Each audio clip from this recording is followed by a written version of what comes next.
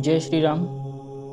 हमने पिछली वीडियो में देखा था राजा नल की खोज, ऋतुपर्ण की विदर्भ यात्रा और कलयुग का उतरना।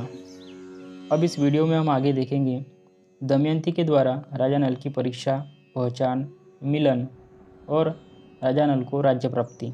जब राजा ऋतुपर्ण कुंडिन नगर में पहुँचे तब उन्होंने वहाँ दमयंती के स्वयंवर का कोई चिन्ह नहीं देखा। भीमक ने उनका यथोचित सत्कार किया। भीमक को भी आश्चर्य हुआ कि राजा ऋतुपर्ण अचानक इतनी दूर से यहाँ कैसे आ गए। तब राजा भीमक ने उनसे पूछा कि आप यहाँ किस उद्देश्य से पधारे हैं। यह सवाल सुनकर ऋतुपर्ण ने यहाँ स्वयंवर की कोई तैयारी न देखकर निमंत्रण की बात को दबा दिया कि उन्हें दमयंती ने निमंत्रण दिया था। तब राजा ऋतुपर्ण ने कहा कि मैं तो यहाँ केवल आपको प्रणाम करने के लिए ही चला आया हूँ। तब भीमक सोचने लगे 100 योजन से ज़्यादा अंतर चलकर कोई प्रणाम करने के लिए थोड़ा ही आता है, लेकिन उन्होंने भी बात को जाने दिया। सोचा कि आगे चलकर यह बात खुल ही जाएगी।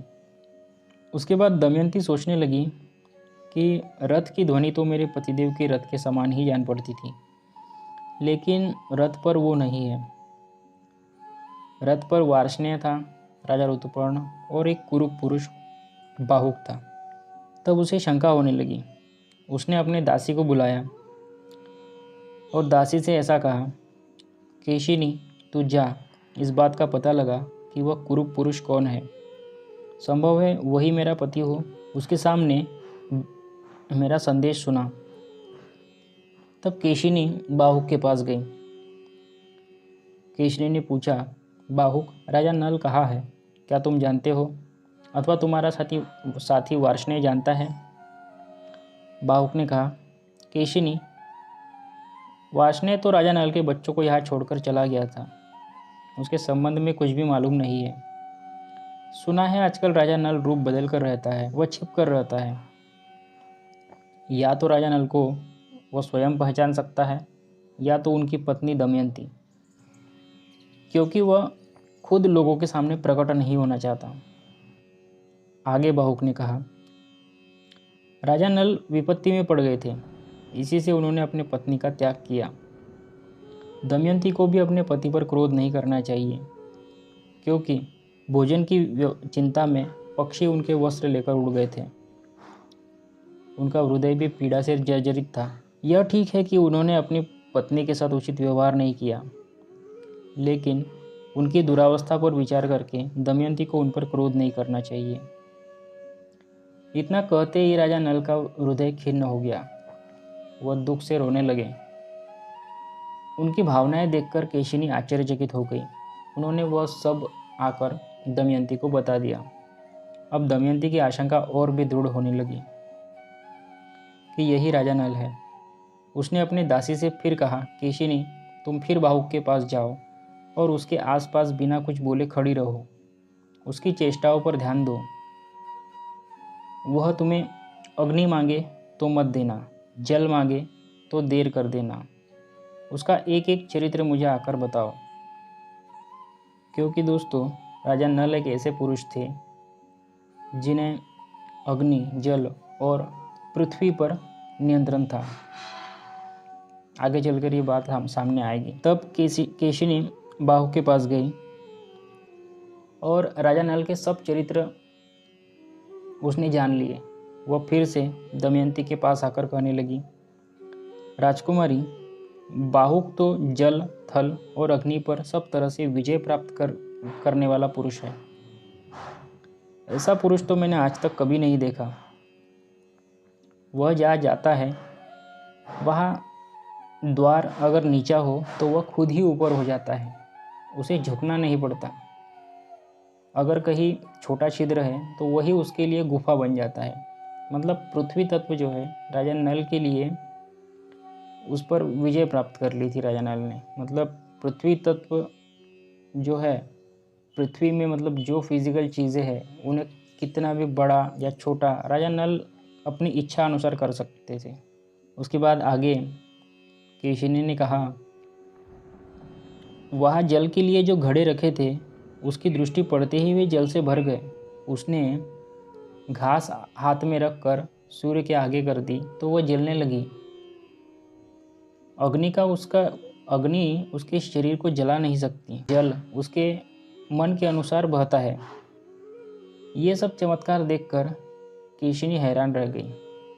उसने यह सब बातें दमयंती को सुना दी। तब दमयंती को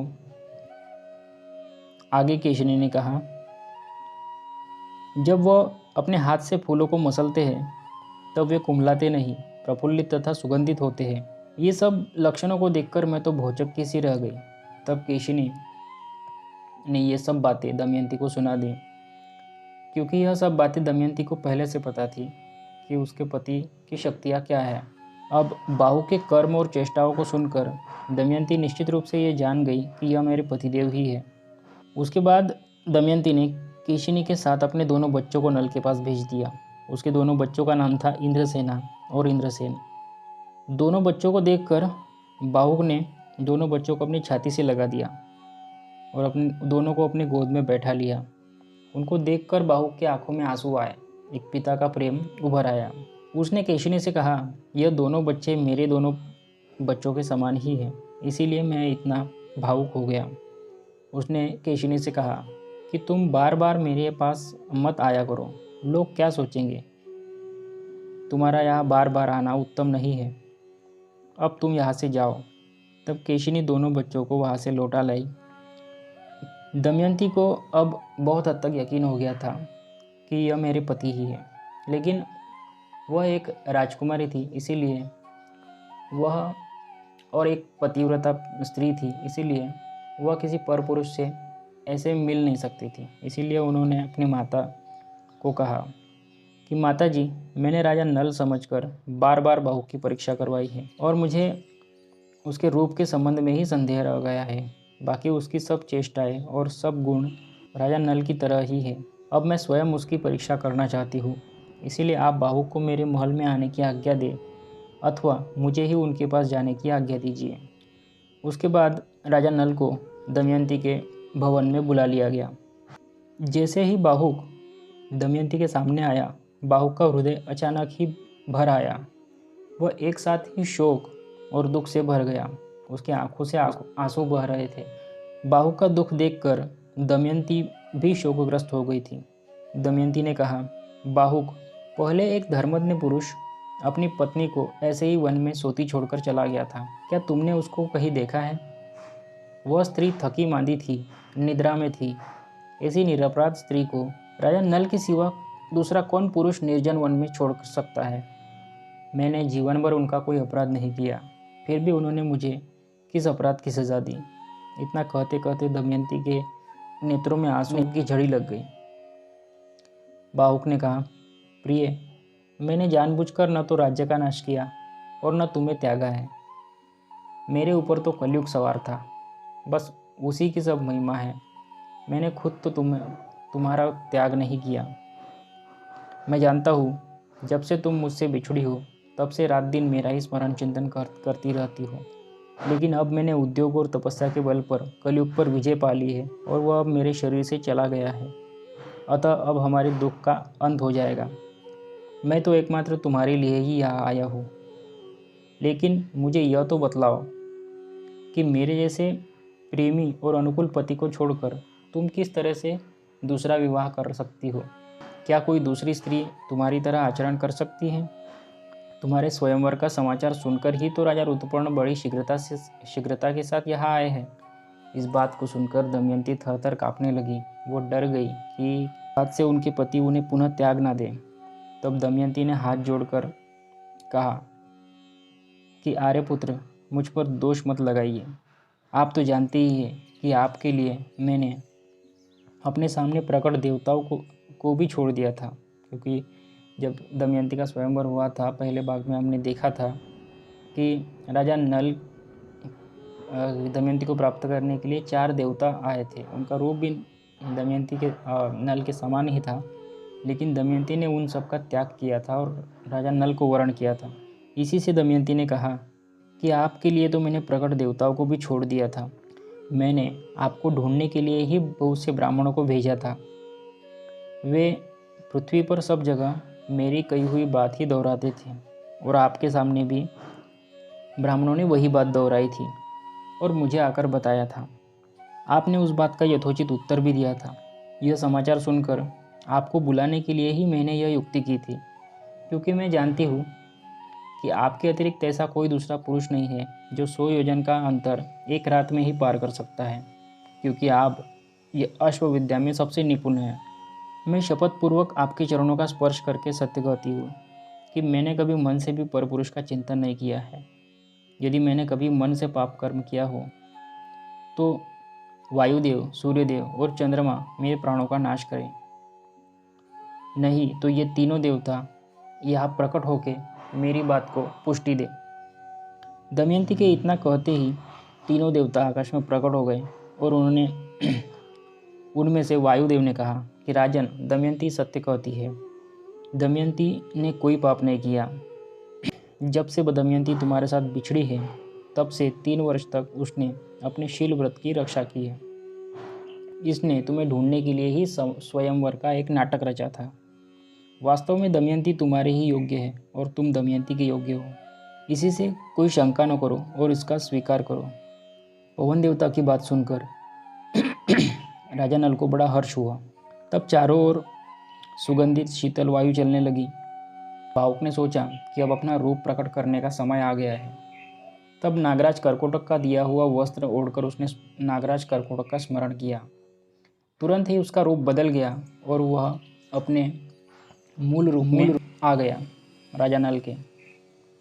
जैसे ही दमयंती ने देखा कि राजा नल अपने पूर्व रूप में आ गए, तब वह उससे लिपट गई और गले लगकर रोने लगी। साथ ही राजा नल ने अपने दोनों बालकों को अपनी छाती से चिपटा लिया और सारी रात दमयंती के साथ बातचीत करने लगे, अपने बच्चों को प्यार करने लगे। सुबह होने पर नगर में सब जगह यह समाचार पहुंच गया। तब राजा नल और दमयंती भीमक के पास गए और उनके चरणों में प्रणाम किया। राजा ऋतुपर्ण को जब यह बात मालूम हुई तब उन्होंने राजा नल से क्षमा मांगी। नल ने भी उनका सत्कार करके उनके साथ एक दूसरा सारथी देकर उन्हें अयोध्या के लिए विदा कर दिया। राजा नल कुछ दिन तक कुंडी नगर में रहे। उसके बाद कुछ लोग और थोड़ी सेना लेकर अपने राज्य निषद देश की ओर चले।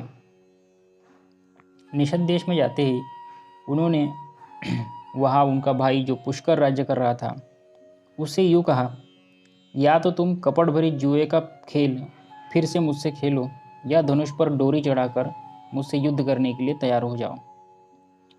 पुष्कर ने कहा, अच्छी बात है, तुम फिर से आ गए। तुम्हें दाव पर लगाने के लिए फिर से धन मिल गया होगा। आओ, अब की बार तुम्हारा वह धन भी छीन लेता हूँ और दमयंती को भी जीत लेता हूँ। तब राजा नल ने कहा, अरे भाई, जुआ खेल लो, बकबक क्या करते हो? हार जाओगे तो तुम्हारी दशा क्या होगी जानते हो? तब दोनों में जुआ होने लगा। राजा नल पासों की विद्या तो जानते ही थे। उन्होंने बात ही बात में पुष्कर को हरा दिया। अब पुष्कर का सारा राज्य, रत्नों के भंडार, सब कुछ राजा नल का हो चुका था।